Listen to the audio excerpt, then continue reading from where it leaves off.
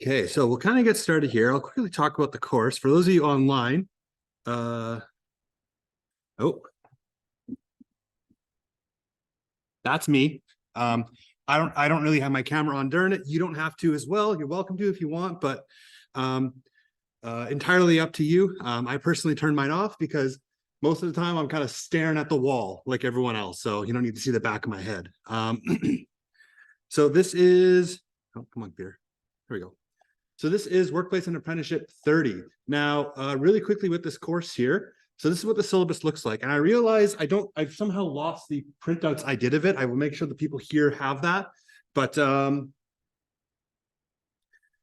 this is the course here. So this is a 30 level math.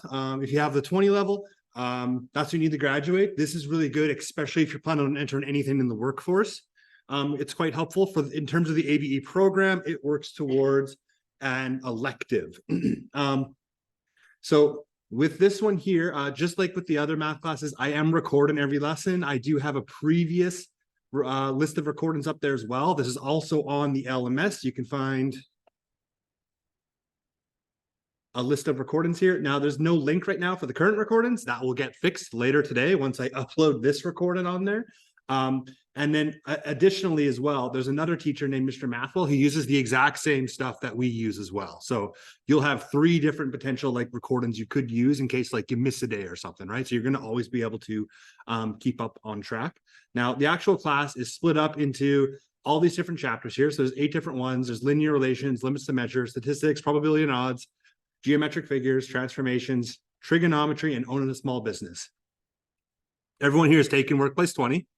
And they kind of get the understanding that, oh, those all look quite familiar. They are.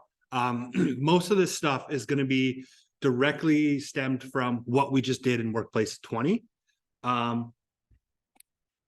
There'll be a couple of differences. Like we didn't look at like statistics, for example. There'll be some differences, but it's going to be what we looked at before. So some of that will be it'll be almost like a little bit of review for us, but then it's looking at the next level of that information as well.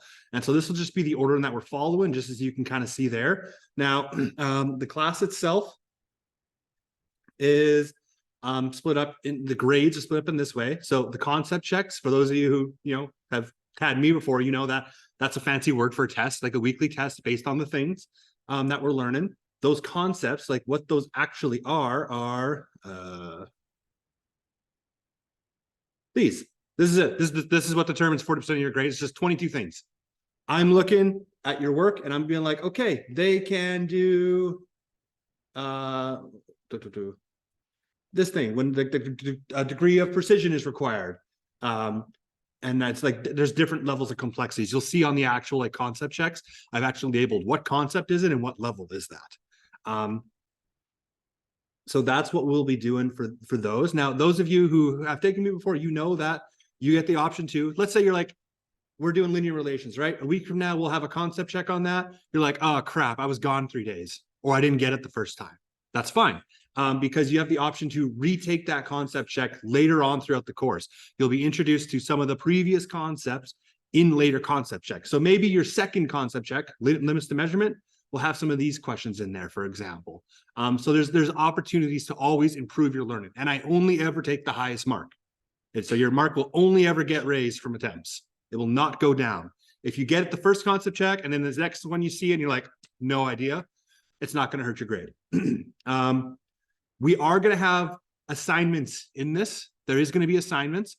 All of them are going to have exam style questions, quote unquote. Those come directly from, in most cases, the departmental. So just like how those of you who took English, that, oh, I had to write a departmental exam, right? That's the one by the Ministry of Education. It's worth 40% of our grade. You will have to write one for this one. And to help prepare you for that, every single week, we will be looking at departmental questions. A lot of those are through those weekly assignments. There will be a couple of one-off assignments as well that like aren't directly stemmed from that, but for the most part, they're going to be about from the departmental. So we'll make sure you're nice and prepared for that. Just like what we did with English, you will have time to practice that, get exposed to them. They're not easy, but you'll get through it. And there will be self-evaluations as well. Now, this is just for the students who are in person in attendance. For those of you who are not in person, online, that will get exempt from a grade, so don't worry about that. And I'm going to try and remember this time. I forgot half of them last time, so we're going to try and do that. Those self-evaluations, of course, are just looking in like, have you been in attendance? Have you been paying attention? And, have you just been like focused on your work, right? Those concept checks are really important. If you miss a day, it will be done the next day. Those assignments come with that 10% per late day penalty. You really need to get that stuff in. You get time during class to work on it. There's no excuse for that. If you miss a day, like I said, it's on the LMS, it's on YouTube. There's other teachers out there who do the exact same thing I'm doing. You can always get caught up. You don't want to come in here and be like, yeah, I've been gone the last 2 days. You're not going to have any idea what we're talking about. This course will move quicker than the one we just did. It will, because you have a departmental, and that departmental covers all of this stuff. So the goal is we're going to get through all of this stuff and still give you time left over to review, to improve. Is there any questions on the actual syllabus? Hearing none. So like I said, this is the LMS. Like I said, the introduction is going to have the Zoom link. It's going to have the course recordings. There'll be a second link here as well. And then, of course, there's all the different units here that you can see. For example, linear relations. I'm going to have I have the recordings, I have workbooks, I have assignments, stuff like that. So it's all there. That's the concept list. Everyone was given a formula sheet here. So this is directly what you will get on the departmental exam. So you will get this on the departmental exam. You can use a calculator. That is totally fine. Calculators are permitted. But you're going to notice that compared to our last formula sheet, there's less here, right? So like we already know there's going to be trigonometry in here, right? That SOHCAHTOA thing. Like, oh, sine equals opposite over j. Like that's something now you need to have memorized, for example. So you're going to have to come in a little bit more prepared with some stuff. But this should still cover you quite nicely with this. Okay, so we're going to get up and running here. Now, everyone should have these booklets here. Let me just grab a quick drink of water and then we'll get up and running.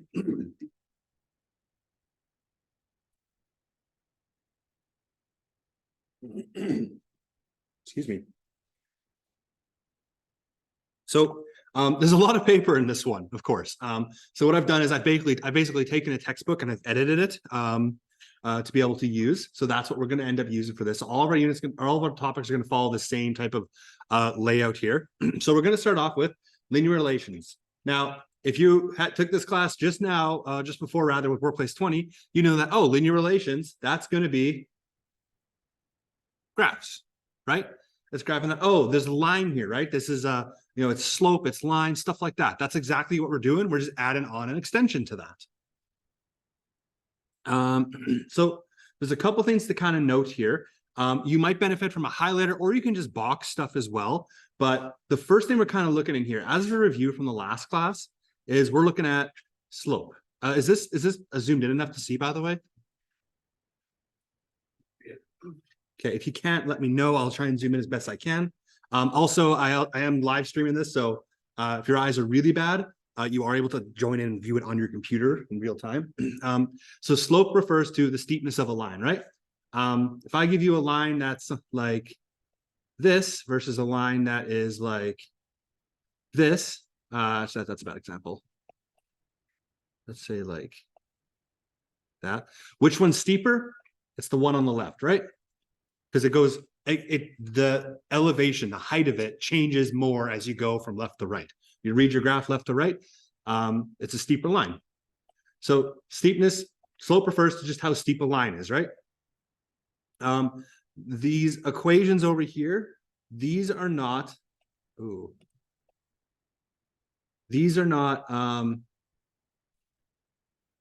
new to us.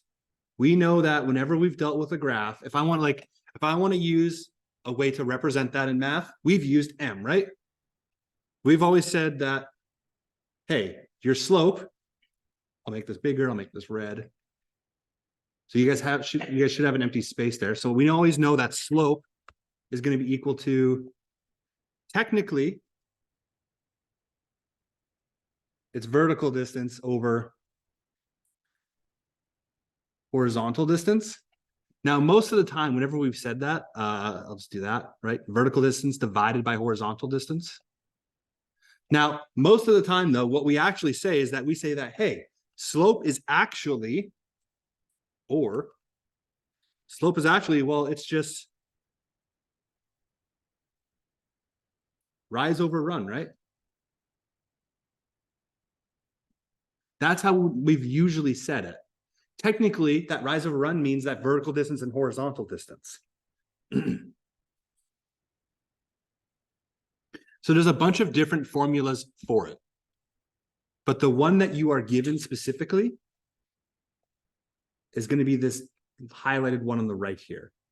This is the one you're going to be given. It's expected that you're going to know this M equals rise over run. I'm just going to zoom in here for 1 second. I'll zoom back out. So this yellow one is the one that you're going to be given. This y2 minus y1, all divided by x2 minus x1. We'll get to what that means in case you don't remember. But that's the one you're given for your final.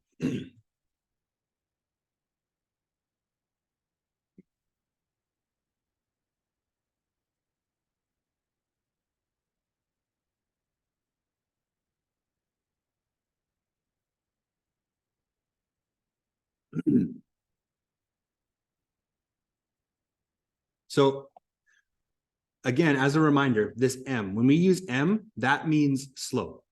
Reason we use that is because mathematicians back in the day were really lazy. Paper was hard to get. So instead of writing the slope is 5, they would write, hey, M is 5. M means slope.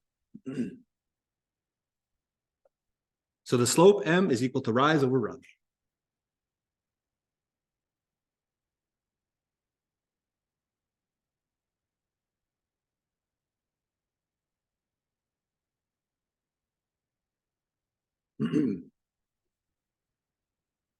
Okay, I think everyone's got that down. Okay, so we have a couple of examples here. Now, as you guys discovered, it's really important to always read our question carefully. Let's read it carefully. Let's underline or highlight the stuff that we know. So first thing I want to find is question A is it wants me to find the slope of a line that has a rise of 15 meters and a run of 6 meters. They're the same units. They're both meters, so I'm good to go there. So let's try out let's try solving this here as a quick review here. So the first thing we want to do is we want to use the formula for slope. We know that the formula for slope is just going to be, rise over run. Again, there's a bunch of different ones. That's it at its core. Oh, I'm gonna make that. And remember, when I say over, it's rise divided by run.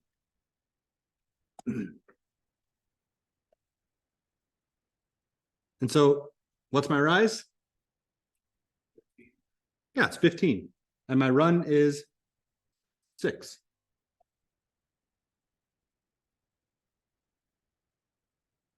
Now, am I done? Kinda. Like I have it, it's done. But I can also simplify it, right? So a lot of what we do is going to be split up into these same steps. Most of the course of this course, frankly, is going to be like this. What's your formula? Step 1 is what's the formula? Step 2 is we're going to substitute values. Instead of rise, I put in 15 because I know that 15 is the rise. The third step is, which we're in right now, is we're going to simplify. I'm actually going to space this out too, just so it better lines up. And then the fourth one is usually, this is a new one for us, is restate, which will make sense in a second.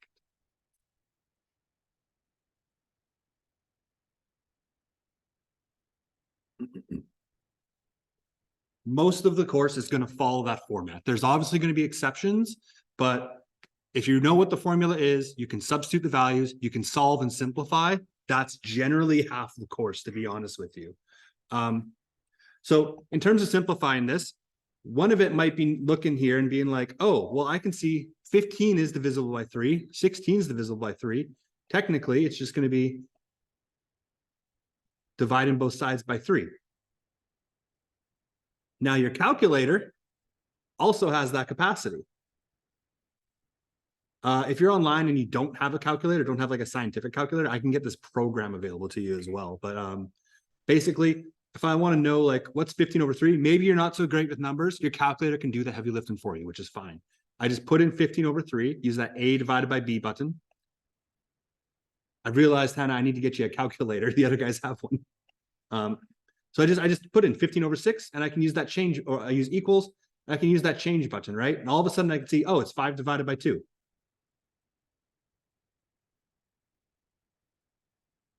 So I can then just see that, oh, well, actually my slope is just going to be 5 over 2. It rises 5 for every 2 that it runs.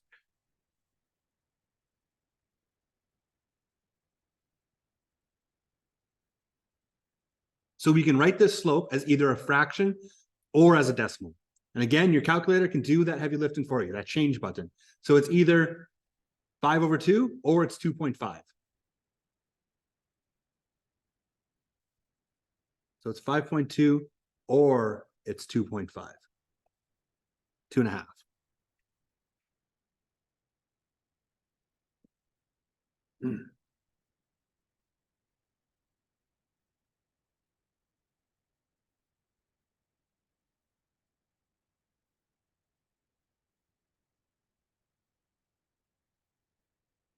Now, you might be wondering, but it said it was 15 meters, 6 meters. That's not 2.5 meters. It's just 2.5. There's no measurement with slope. There's not like it's this many inches, this many feet, this many meters. It's just a value that shows like how steep something is. It doesn't matter whether it's meters or centimeters, just saying it goes up 5 for every 2 that it goes across. So let's try the same one. What if we extend the same line and we change the run to 9 meters? Well, now we want to figure out what is the total rise.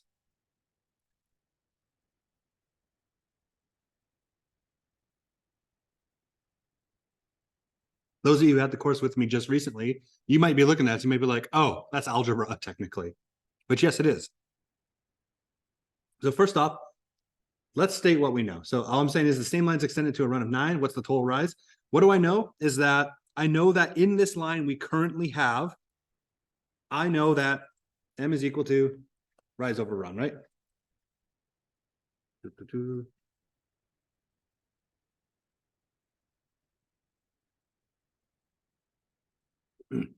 Now, do I know what m is? Do I know what my rise is, my slope is?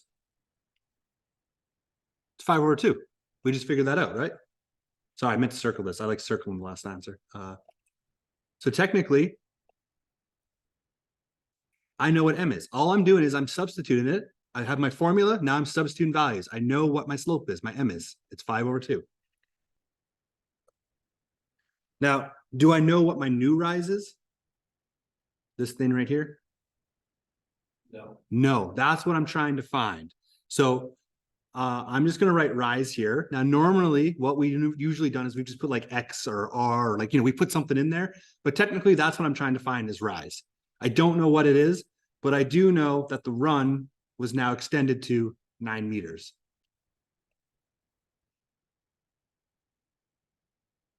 It's an algebra question, right? We've seen this before.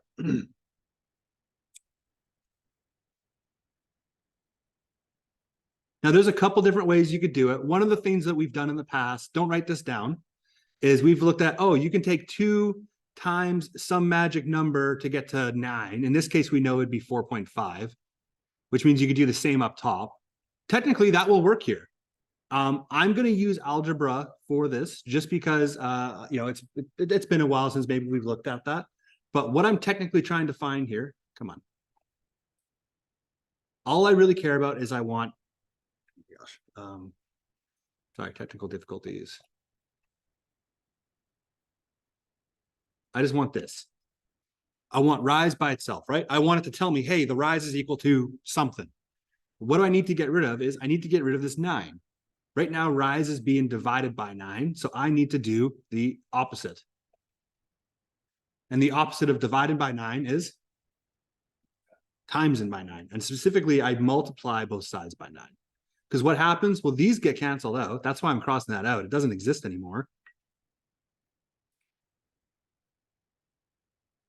And what I'm going to be left with on the right side is just exactly what I wanted. Hey, here's what your rise is. It's now going to tell me it. And technically, what that's going to be is it's going to be 9 times. You could do 5 over 2. You could do 2.5. It's the same thing. All I'm doing is I'm just doing 9 times, punching in exactly how I see it in the calculator.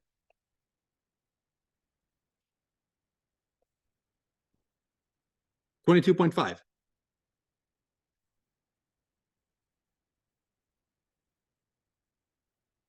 In fact, I'm just going to do this one extra step just because it's an example. So it's 2.5 times 9, technically. All I did was I converted that 5.5.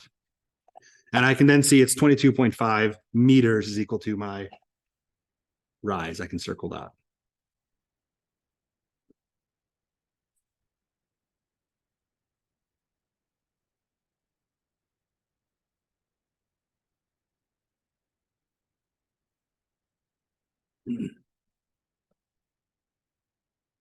So that's just kind of like a review of some of the stuff that we've done in the past, right? And again, if you don't like algebra, you can do that magic number. 2 times 4.5 gives me 9. So that means 5 times 2.5 would give me my answer. You can do that too. So I'll make sure everyone has time to write that down.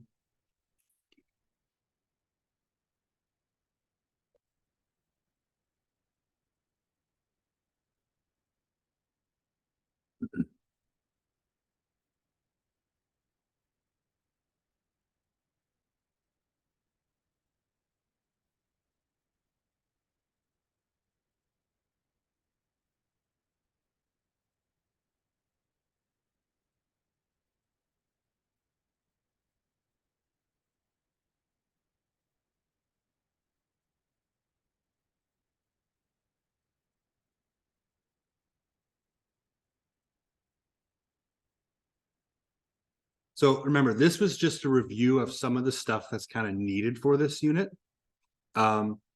This unit itself, linear relations, is really about graphs. That's really where we're going with this. This is just being able to calculate slope and apply that stuff. So most of what we'll be doing is with graphs here. So we're just going to practice that same skill, which is trying to find something. So as an example here, I'm going to do this one the other way. This one I used with algebra, right? I'll just kind of write that in. I used algebra here. Now, those of you who took me last class, you know that there's one way that works for a lot of problems as well, which was, I don't even know what, I never actually like dubbed it with something, but I'll just show you. So the next question here, question 1 is asking us, what's the slope of a wheelchair ramp that has a rise of 3 feet and a run of 21? Well, this one just wants to know what the slope is, right? Formula for slope, step 1. Step 1, so what's our formula? Step 2, substitute the values. What's our formula for slope? Yeah, m equals rise over run, right?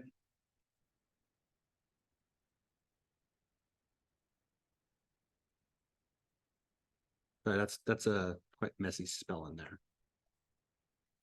But that's step 1, right? What's my formula? Step 2 is substitute. I don't know what m is. That's what I'm trying to find. But I do know what my rise and run are. I know my rise is 3.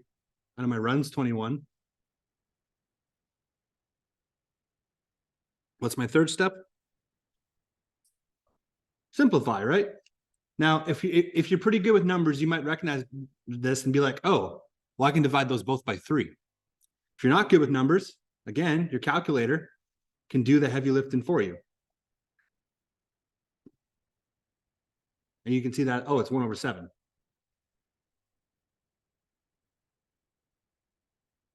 And that's my final answer, so I'm going to circle it.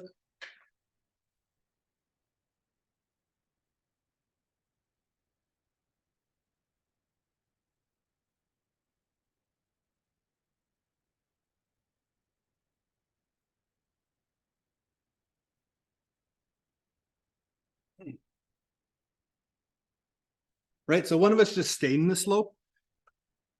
But this next question here is actually applying it. But we still solve it the same way. And that, what are we going to do is, the first thing we're going to do is we're going to write down our formula, right? Oh, that's too big. And you will have to write small for some of these, so I do apologize. I tried to give you guys as much space as I could. So just like before, with my example, step one, formula.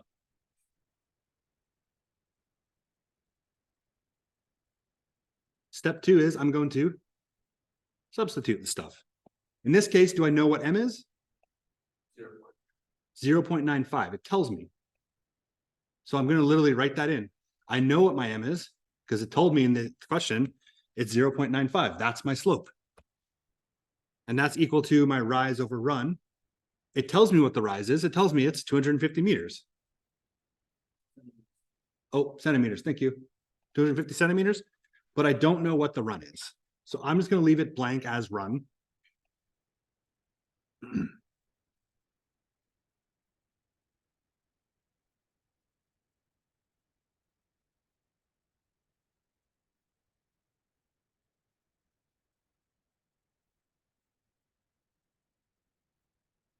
So again, what am I trying to find here? I'm trying to eventually figure out what the run is. That's my goal, right?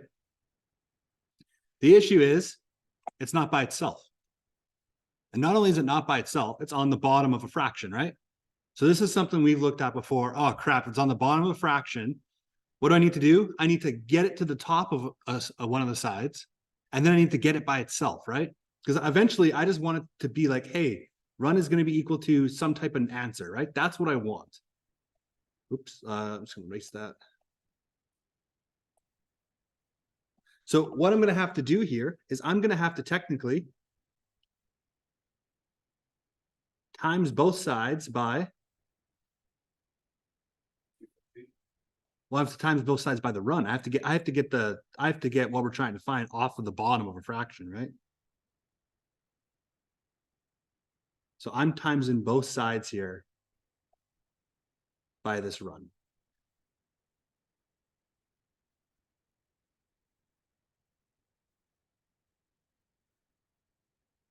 And what's going to end up happening is these two get canceled out. And now on this left side, what I'm left with is the run times 0.95 is equal to 250.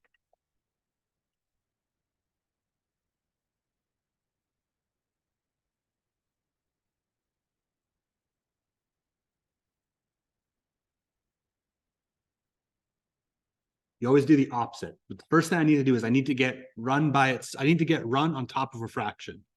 Or I need to get it outside of a bottom of a fraction. Is it outside of that?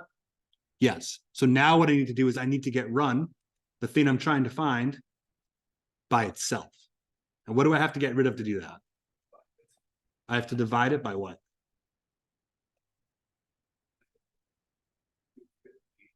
Well, I got to divide it. I got to get rid of this thing, right? This needs to go away. If I get rid of this, I'm just left with my answer now. Run is equal to whatever the answer is. So I need to divide both sides now by that 0.95.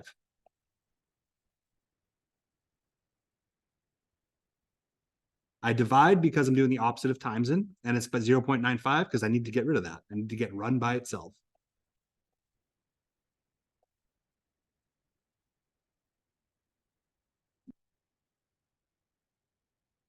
And so what happens with these is, well, they get canceled out, right? And now I'm just left with, on the left side, it is just run. And on the right side,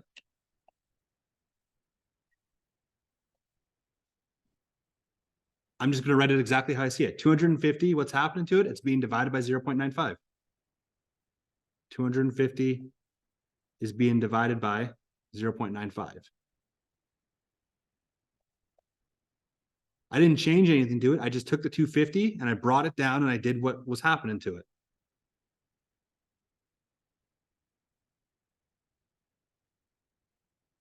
So I've substituted it. Now all I have to do is just simplify it, right? And your calculator can do that hard work for you. 250 divided by 0.95. You want to change that into a nice decimal or something? 231. Now I don't want to write all of this, right? I'm just gonna simplify it to, I'm just gonna use one decimal place in this point. My slope in this case is going to be 263 point. Oh, sorry. The run is going to be 263.2 centimeters.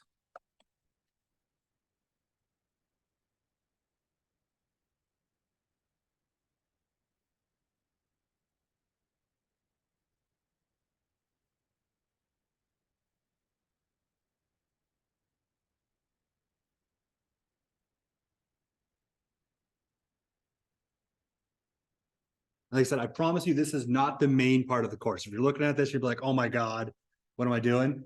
This is not the main part of what like this course is. This is just kind of like a skill that's going to be introduced, and you're going to need to know algebra in this course at some point. It's going to be something that's going to have to come up. So we're slowly building that into here.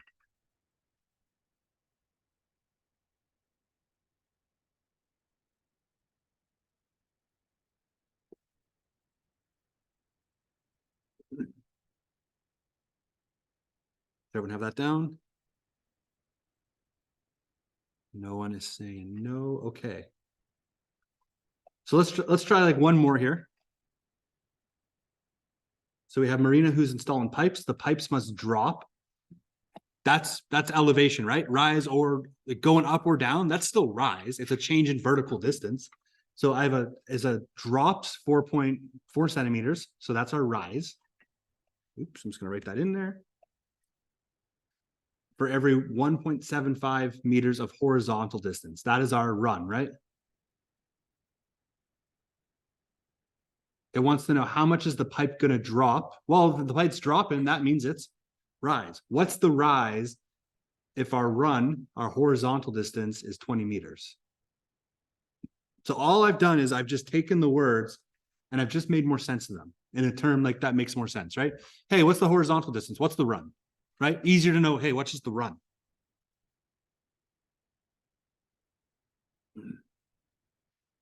So I've read the question. The way I solve it doesn't change, right? What's my first step? What's the formula? M equals rise over run, right? So in this case, the rise, I know what the rise and run are. The rise is 4 centimeters. The run is 1.75 meters. Now, specifically, really key part here, meters versus centimeters.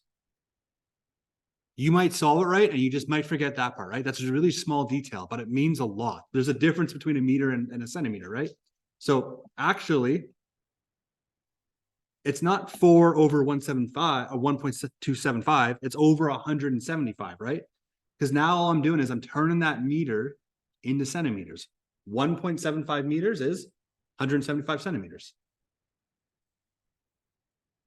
So this is my rise and run.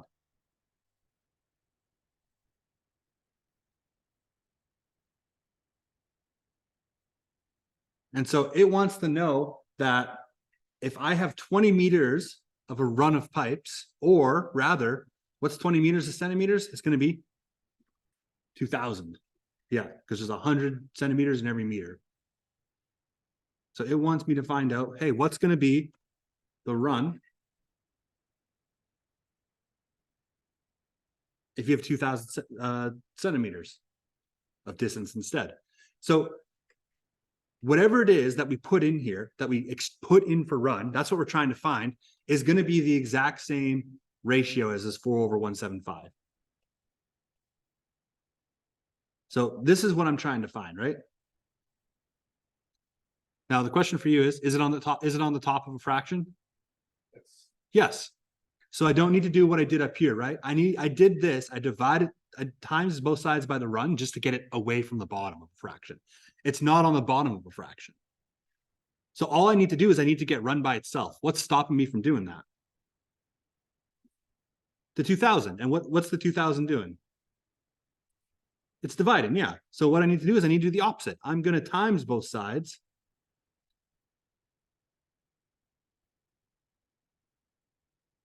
So I'm going to times both sides by 2,000.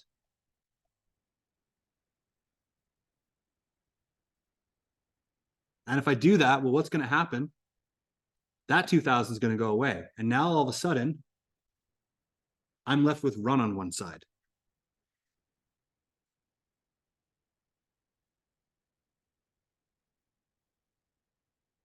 So what I'm technically doing is I'm saying, hey, 4 over 175, right? That's the slope I know that it has to follow, is being divided by, oops.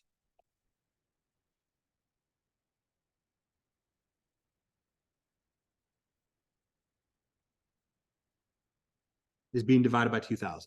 That's a hard calculation. I can't do that in my head, but you know it can do that. The calculator. And this is where it's important to make sure we're very careful with it, right? I use my fraction button, 4 over 175. And then don't just do divided by 2,000. It's different, right? Write it in exactly how you see it on your calculator. You need to use those arrow keys.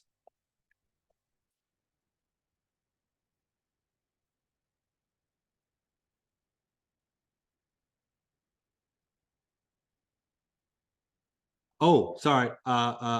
It's times 2,000. My apologies. That makes sense. My answer was really weird there. It's times 2,000. I got rid of the divide symbol. It's times 2,000. See, everyone makes mistakes, right?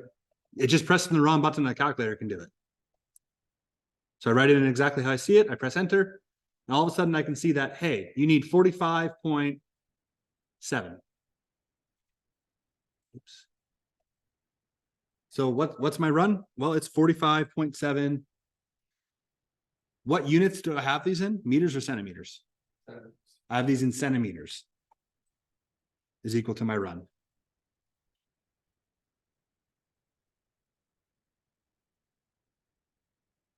So you might solve this question correctly, but you just might forget about the centimeters to meters part, right? That's a really easy mistake to make. Did anyone like notice that at first until we like went back and highlighted it? Really simple mistake to make. You might do everything else right. So it's very important, especially in this course, we read that question carefully.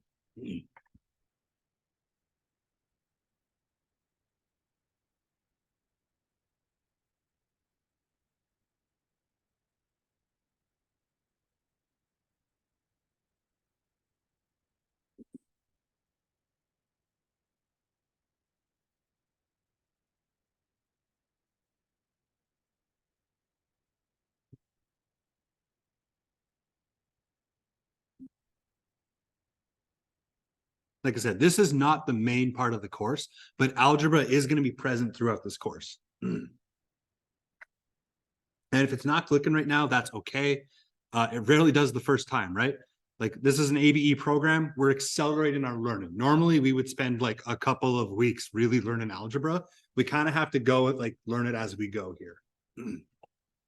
So where we're really focusing though is what's the title of this unit? It's linear relations. That's kind of what we're focusing on here.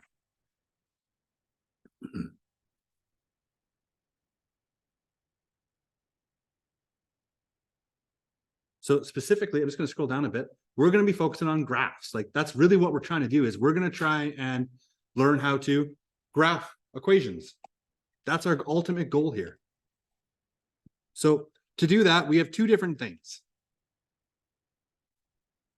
So there's a couple of keywords here. One's a coordinate plane, right? Coordinate plane is just something like that. This is our X, this is our Y. We've seen that before. You don't need to draw those. I put those into your books. But so a graph on a coordinate plane shows the relationship between the independent variable and the dependent variable. Now we've seen those words before, but as a refresher here, and you're going to notice there's a bunch of definitions here on this right side, right? A independent variable is a variable whose independent may be freely chosen, and that always goes in the X axis, the X value. And the dependent variable is a variable whose value relies on the values of another variable. This is represented in the Y. Now, you might be looking at like, what does this mean, this variable stuff? That's okay. But the key thing here is let's break this down logically. What you have here is we have a table of how much someone earns from babysitting, right? Now, in this case, the number of hours you're working that isn't independent. I can say, yeah, she worked 8 hours, 9 hours, 100 hours. I can say whatever I want from that. I can choose whatever I want in that value. That's why that's independent.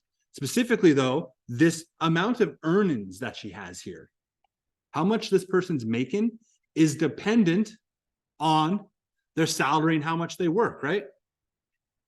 So how much this person makes from babysitting is dependent on how much they work and what their salary is. That's why that's the dependent variable. Not depends, dependent. Oops.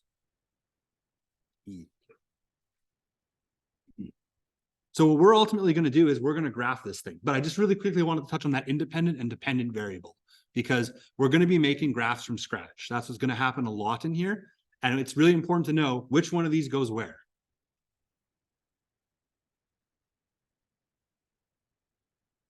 Now, in terms of what the heck is this entire unit?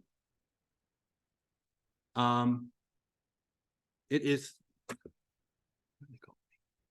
a linear relationship is a relationship that forms a straight line when the points are plotted on the graph. It's a line on a graph.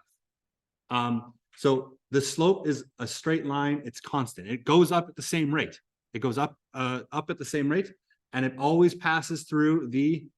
Sorry, if it passes through the origin, the 0, 0, it's called a direct linear relation. So we have linear relations and direct linear relations. We'll come back to that a little bit later, but there's a lot of terminology here, right? So we do kind of move fast. So if you're unsure what something is, we have the definitions here.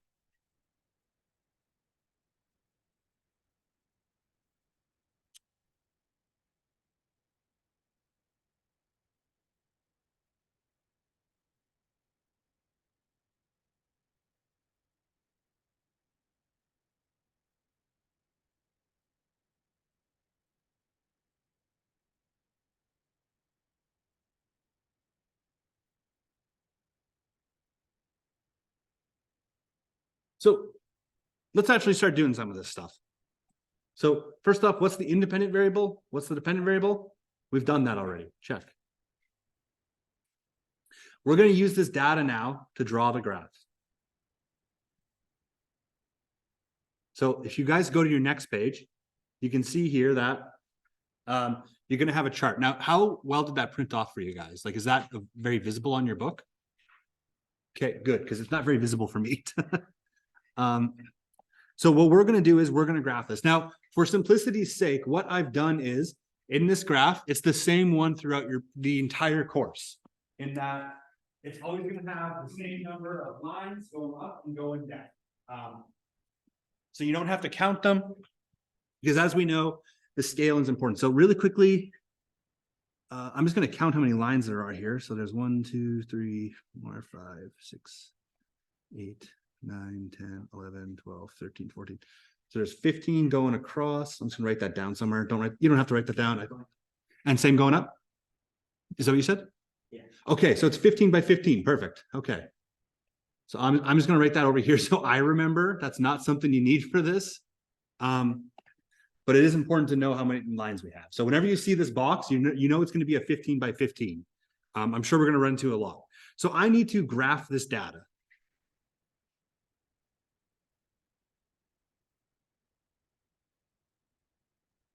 Now, specifically to graph it, I need a couple of things, right? I'm going to zoom out a little bit.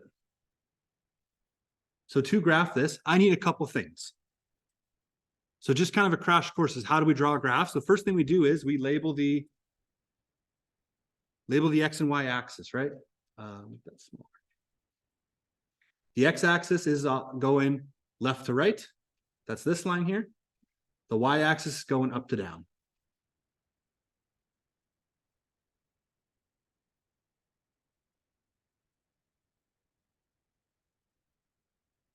So the next thing I need to do is I need to generate points or data. Now, luckily here, I've done that. This is my points and data, is that chart right there. Sometimes you have to make your own. If I tell you, hey, this person looks like $12.50 an hour, graph it. Well, then you'd have to figure out, well, at 0 hours, she makes 0. At 1 hour, she makes $12.50. At 2 hours, she makes $25. You'd have to generate your own. Sometimes it's given to you though, but we've already done that point.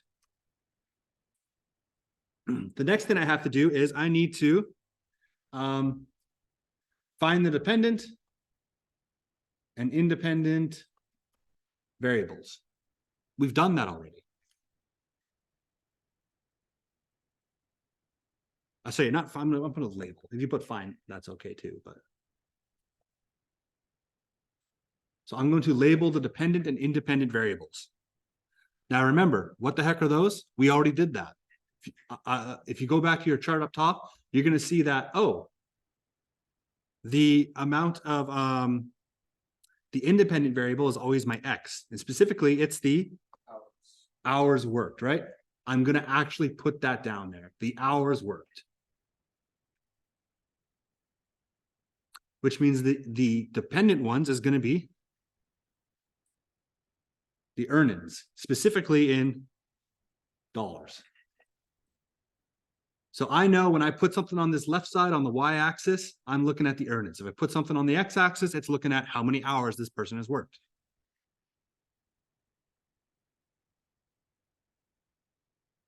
So it's really just setting ourselves up for success. So this is always the hard part with graphs. And as we've talked about, everyone's graphs are usually going to be a little bit different because of this. We want to now establish, we want to find easy scaling. What the heck does scaling mean? Well, basically what it means, don't write this down. I can't just be like, this is 1 hour, this is 6 hours, and then this is 7 and 8 hours. You can't just do that, right? Every single line has to represent the same amount of distance. That's what I mean by scaling. I can't just have this line here be $100 and then the next line be $110. It doesn't work out that way. You have to set the proper scaling. So when I say scaling, I mean that every line here is representative of the same thing. Now, specifically, it's not a very good graph if I do something like, well, how many hours did this person work? 7? Maybe I don't write this down. Maybe I decide I want to go up by 2s. And then maybe, this is going up by like, I don't know, $50 at a time, right? Not going to be a very good graph, right? Ideally, what you want to do is you want to try and use at least half the space, which means half of the stuff up top and at least half the stuff on the y-axis, half the stuff on the x-axis, at least. If you can go bigger, great. But that's what our general goal is here. That's what makes a good graph, is that you're using up most of your space, it's labeled, and it has good scaling.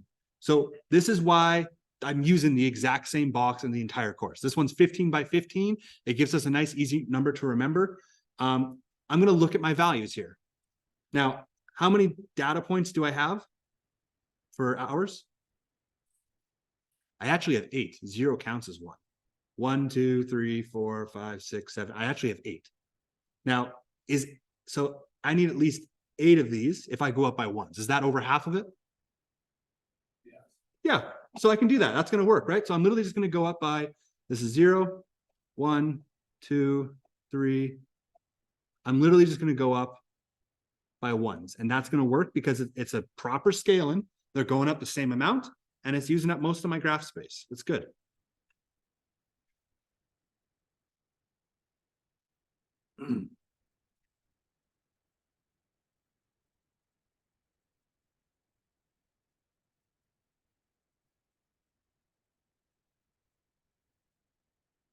And now for my dollars. It's going up $12.50 every single time, right? You want to ideally pick a nice, easy number. Normally, I would say, sorry? Well, it's because they're going up $12.50 each time, yeah. Because the 50 cents adds up, so it goes 50 cents and $1, 50 cents and $1. So I could just go up by $12.50 every single time here. You could also pick like 10 if you wanted. I'm going to go with what they give me because that seems to work out. So I'm just going to say that, hey, this is $12.50. This is $25. This is $37.50. $50. Now, this gets a little tiresome after a while. Maybe you're like, I don't want to write this like this 0.50 thing. Maybe instead, I'm just going to go up 2 lines and write $25 every single time. You can do that too. The scaling still works, right? You don't, I could have just gone up 0, 2, 4, 6, 8. That could have worked too. But I know this works because I'm using at least half of my space. I could have made it bigger. I could have gone up by 5s. I could have gone up by 10s. That would all work. I'm just going to pick the easiest number that's available to me, in which case it's the one they tell me, 1250. They literally tell me the numbers. That's why I picked those. But you want to pick easy numbers, usually 5s, 10s, stuff like that.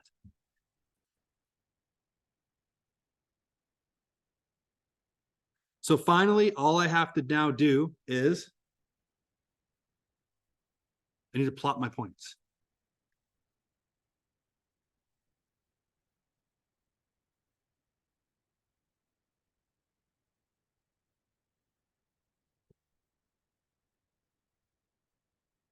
So my final step here is just plotting my points. Which means how much money do I make at $0? Or 0 hours, sorry? Nothing. I don't make money if I don't work, right? So I'm going to plot a point at 0, 0. I'm going to make that a bigger point. Too big. How much money do I make at 1 hour? $12.50. 2 hours, it's 25. So all I'm doing is I'm just drawing my dots, right? Now, in this case, it's a nice, easy 1-to-1. It's not always going to be like that, but this one works out quite nicely. So now all I really have to do is I just have to, this isn't like a broken line graph from what we did before. This is like, it's going to be a straight constant line. So I go to the end, I go to the start, and I connect it. Now your graphs are always going to look better than mine because you guys have rulers or pens, something to like draw a straight line. I have a really shaky mouse and a shaky hand. So like, as you guys know, my graphs are always going to look the worst out of all of ours.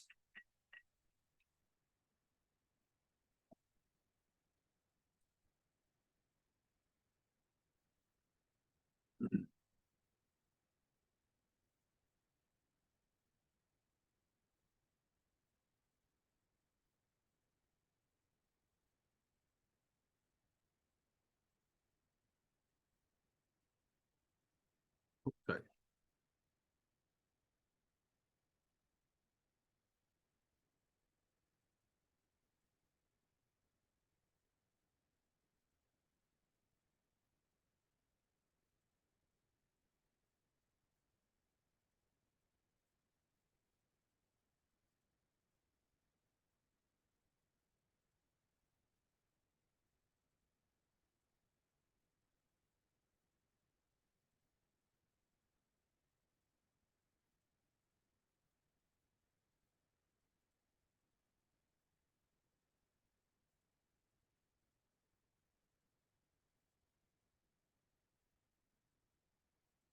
So I'll give you guys just a second here.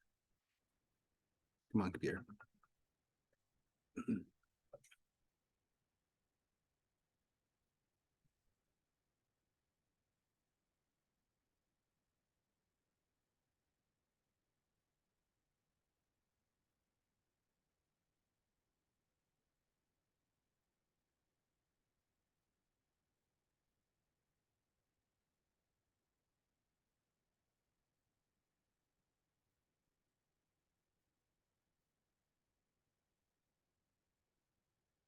Oh, no, that's not what I meant.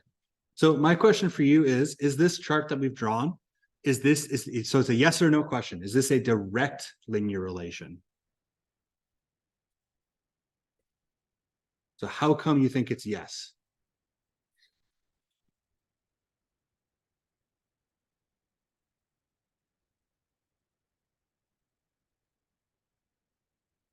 So the relationship between two variables that form a straight line, that forms a straight line when you plot values in ordered pairs on the graph. So that's what a linear relation is, but I want to know is it a direct linear relation? Yes. Yes, because it goes through 0, 0, and it's a straight line. So it is a linear relation because it's a straight line. Right? How much I make is directly related to how much I work. That's going to go up at the same rate, straight line. And then 2, it goes through the 0, 0. Now, the key thing there is if you don't know, like, what something's asking, using the notes. You're probably not going to be able to like remember everything that we've done. We've already talked about a lot. If we remember when we did this exact stuff last class, we split it up over like 2 classes, right? Now we've condensed it into a half of one. It's a faster moving course. You will need your notes. Oh, I'm looking at the wrong thing. 1 second. I'm losing my stuff here. Do that.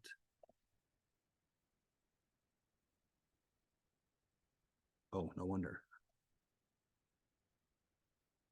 Okay.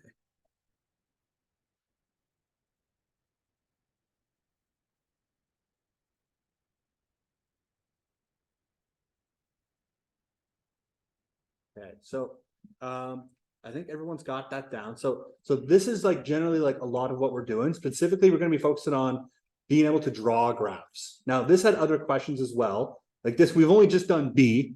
I'm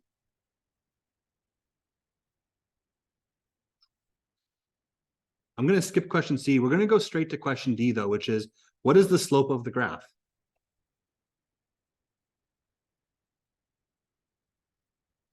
Would it be 12.5?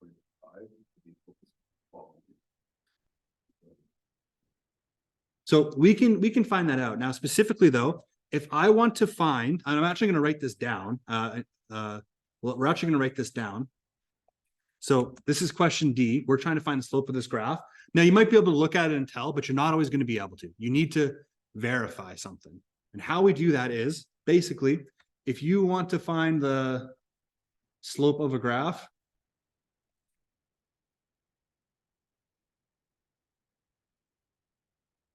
you need to measure the slope between, or sorry, with any 2 points.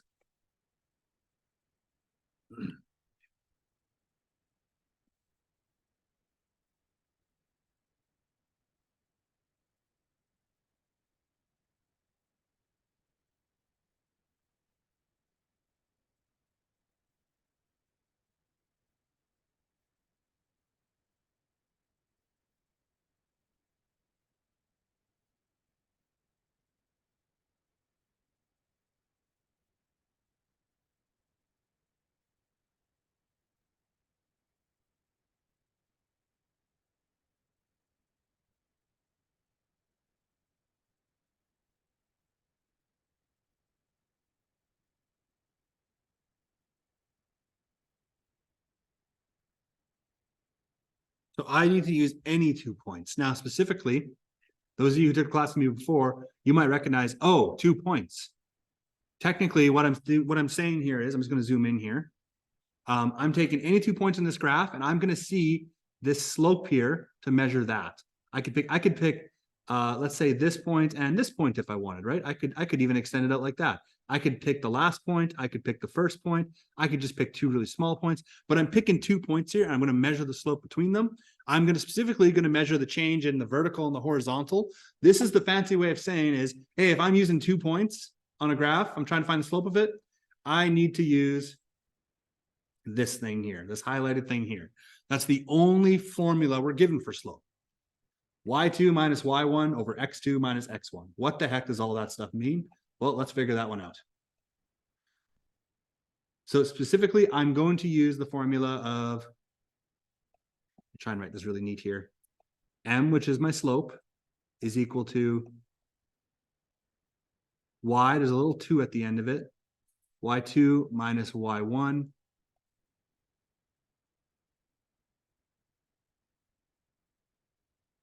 I'm going to just make that y here.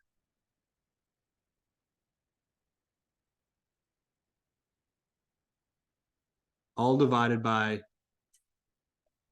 x2 minus x1.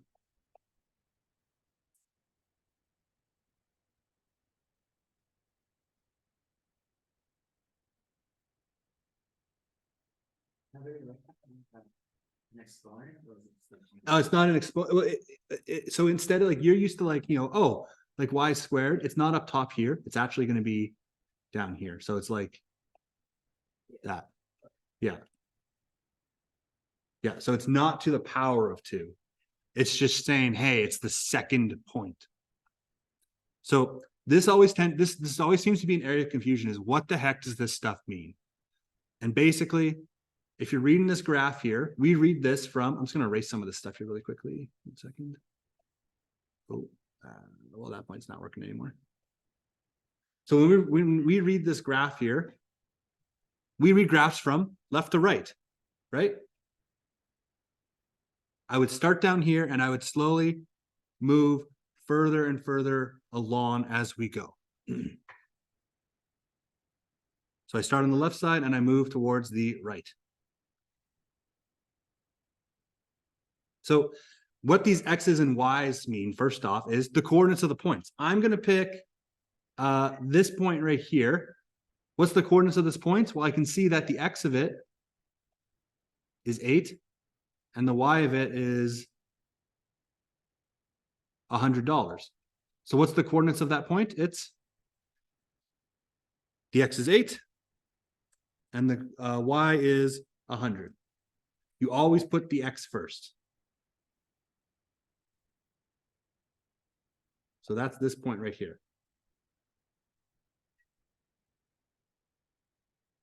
So I've picked one point. I'm going to pick another point. Any point. You can pick any 2 points. It does not matter which 2 points.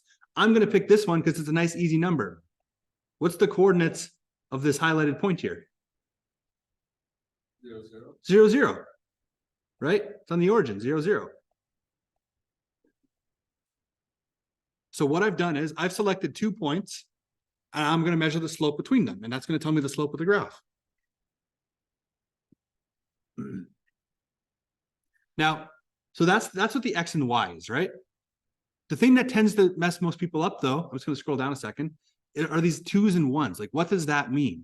Well, as I mentioned, as we read our graph from left to right, what's the first point we're going to see? Is it 0, 0 or is it 8 and 100? 0, 0. So these are going to be my first points. Specifically, this 0 is the first X I see. This Y is the first Y I see. So that's where, make this red. That's where this X1 and Y1 come from.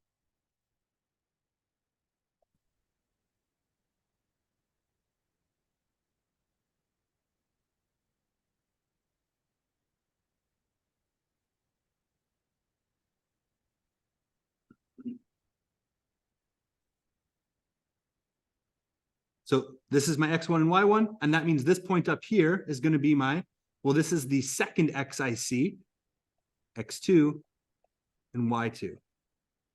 So the X's and Y's comes from the positions of where it is on the graph.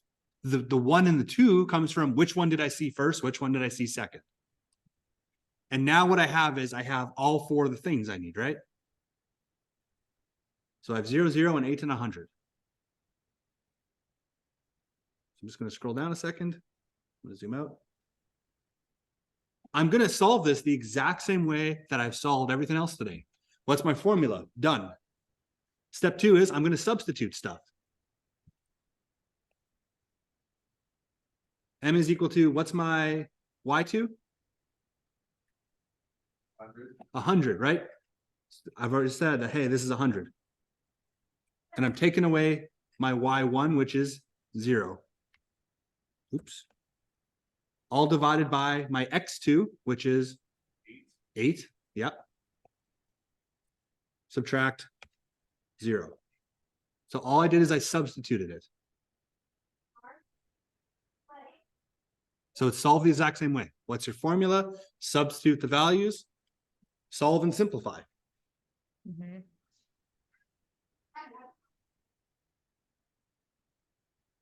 So 100 minus 0 is going to give me, well, that's just 100. 8 minus 0 is? 8. Yep. 8 goes into 100 how many times? 80. So all I'm going to do is I'm just going to use my calculator to do the hard work for me, right? 100 over 8. Change it up, get a decimal, 12.5. So my slope in this case is 12.5. And I'm just gonna restate it just to keep things simple. If you circled this, that'd be okay, but I'm just gonna write it down here. So my slope is 12.5. Can I do that? And we can do that? Want to add this cat? Yeah.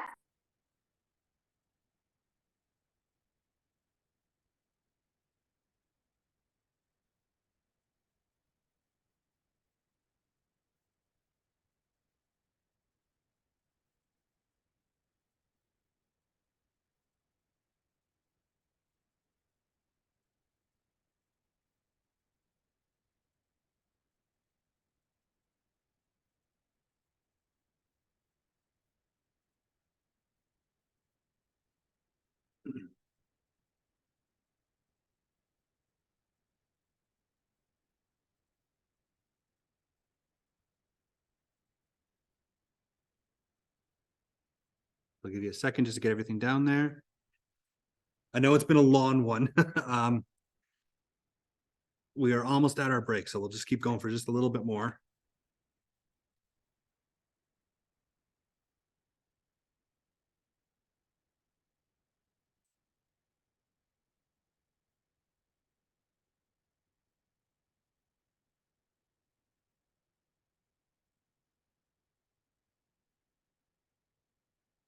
Okay, so everyone has that down? And no one's saying no? Okay. So I'm just gonna go down now to page 14 here. So I'm gonna give you guys, I've been talking a lot. I've been doing a lot. You guys have been following along. This is your turn. I want you guys here to try and answer this question. Specifically, try and draw this graph here. And remember, if you're not sure, use your notes, ask for help. I am going to be split between both online and in the room. So I will do my best to kind of balance both there. So I'm going to give you guys some time here. Try out question 4 here. Try and graph this. And if you're able to do that, try the rest of the questions down here as well. So I'll give you guys about 5 minutes or so to try and graph this data. Hey, Matt, you have a staple ruler?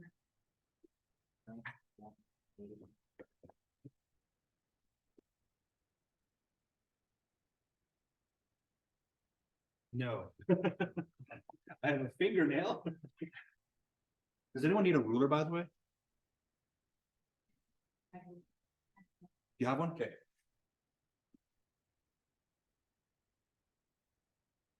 So about 5 minutes there, folks.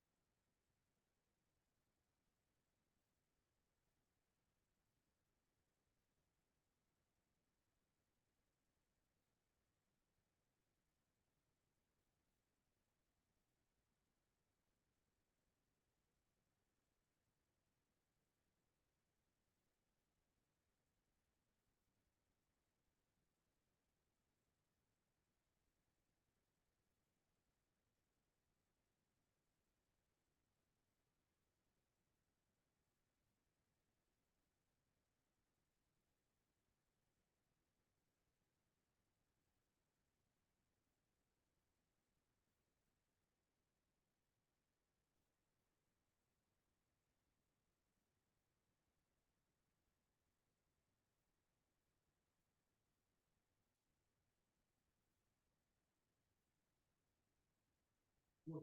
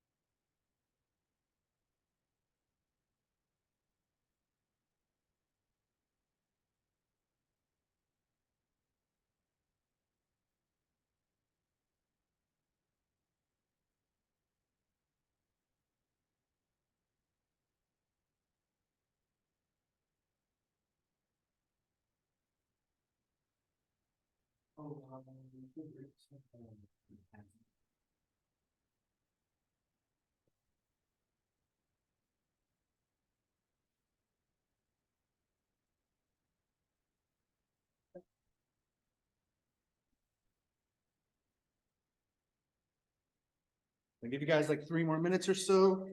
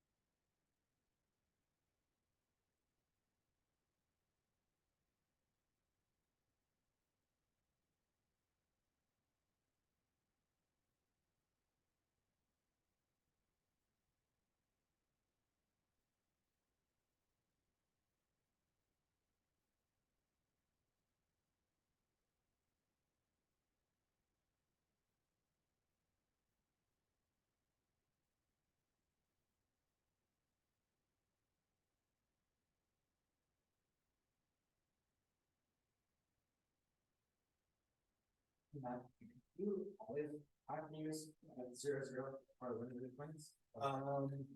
Is it like just? In this specific case, yes. It's not always gonna be the case, which we'll learn about that a little bit later. Oh,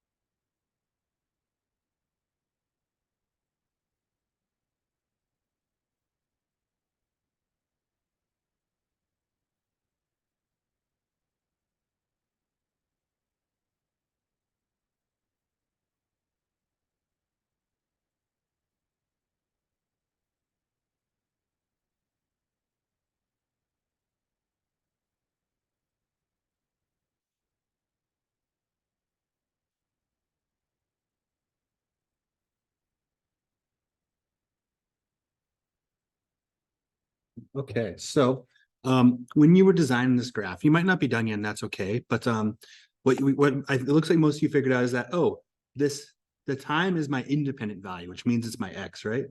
Number of steps, that's my dependent one, so that's my Y. I didn't label it, but pretend I did here, just for the sake of it. Now, a couple things you probably notice is that, well, this is going up by 10, then it's going up by 5, then it's going up by 20. Like, what the heck's going on there? It doesn't actually matter too much how much it goes up by each time, because as long as you have points, you can draw a line from those points. Even though that's not nice and consistent like it was up here, where it's going up 1 hour at a time, you can still draw points from that. You can still generate data from that. So the other thing you probably noticed that, okay, I'm going to guess most people went up by 3s each time, either 3s or 5s. But if you do that, specifically if you chose the 3s, a lot of your points aren't directly on the line. That's fine. So this is like a human graph, right? There's going to be some natural error in it. We're doing some guesswork. This first point here is 10 and 820. Well, I'd figure out where I think 10 is. Like this line right here is 9. So, somewhere around here has got to be 10. So I just kind of follow up there. And then, okay, like where's 820 from? I think it's around right here, right? You're just doing some natural like guessing there. As long as you're getting close. What was I like, right here? Sure. It's fine if you're close. You don't need to be exact. You're not a computer, you're a human. You're going to make some very small errors. Like I said, everyone's always going to have a slightly different graph. You're going to notice here, it gets really cramped if I go 3, 6, 9, 12, 15. It gets really cramped. What I personally did was I just went up by 6s for every 2s. And then, that means, oh, well, this one here has to be 3, right? So I just kind of cleaned it up a little bit that way. I did the same thing on my y-axis. Instead of going up 200, 400, 600, 800, I just went up 400. There's, imaginary 600 here, 800. It just cleans it up a little bit. Not something you have to do, but just something that's kind of nice to know. And then all you have to do is take a ruler, go from one end to the other. Again, I don't have a ruler, so I'm just doing my best to kind of like, actually, that turned out quite well, all things considered. And the graph can also extend all the way up if you really want it. So now my question for you is, using this graph, how many steps did this person go at 21 minutes? Yeah, 21 minutes. How many steps did this person take? 8,600. 8. Sorry. We don't actually have a point for that, but I can kind of figure out, right? Like all I have to do is I go to my graph and I just find 21 minutes. That's about right there. And just figure out kind of where that is on this point. Oh, it's right here. Be about 1,800. It took about 1,800 steps there, right? So you can use graphs to get valuable information. Even though we were only given 4 points, I now have an infinite number of points, and we're eventually going to end up using stuff like that. I'm just going to quickly go over the slope here. For this slope here, if you did the, I'm not going to fully go over the steps, but y2 minus y1 over x2 minus x1. Technically, that's what it's have. You take 2 points here. I would take like 820. Yeah, I'm gonna say I'm gonna do like 820 minus 0. 10 minus 0. I'm just taking 2 points there. You'd get 820 divided by 10. That's going to give you 82. Now your slope is not 82. Your slope is 82 over 1. There's a little invisible 1 here, which is very important. Really common theme we're going to see is that mathematicians back in the day, outrageously lazy. Really lazy. We're not. We are too. So the slope here is technically 82, but there's that little invisible 1, which basically means it goes up 82 times for every 1 that it goes across. So if we're kind of looking at this graph here, what does this say about her speed and number of steps? Any guesses? Same pace. Yeah, she walked the same pace the whole time.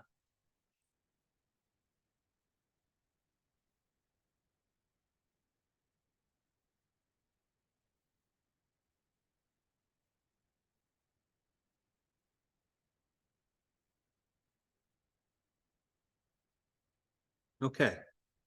So, we are about to go for a break, but just before you kind of tune out there for a second, just, give me your ears for 30 more seconds. I'll come back to this if you're still writing. So, we're going to go for a break, but when we come back, you're basically just going to have some time to work on, these next couple of questions here. Question 5, question 6. I think there was not question 7. So you get some time to work on question 5 and question 6. Don't go to this next stuff here. This is going to be our tomorrow stuff. We'll be looking at partial linear relations tomorrow. If you should somehow finish, there's always additional like practice you can do. And in fact, I really recommend that. We've learned a lot right now, right? Like this was that was stuff that took us a couple days last class. Now we've condensed it into one. So practicing is really important. It's not going to stick well if you don't practice. As we've discovered, we have to go back. We have to look at our notes to kind of refresh ourselves. So there is a workbook that you can have for this. This is in the back of our room here. This is uploaded online as well in the introduction. I will go and hide it very, very shortly. But if you should somehow finish these 2 questions, you have some additional work that you could do. It is labeled the exact same way. You just go to unit 1.1 and you would try out some of the questions on there. Technically, they do some explanations and some examples as well, but you're welcome to just kind of try out these questions. It has an answer key, it has everything. But the key thing here is you have to be able to practice this stuff. We're going to be doing like we're not going to have a lot of time for practice in this class compared to last one. There's just more stuff to learn. That's why making sure we use our time wisely is really important. So I'll cut you guys loose right now. We'll have a 15-minute break here. So we'll come back around 2:20 and you'll have the rest of the class to be able to work with some of this stuff.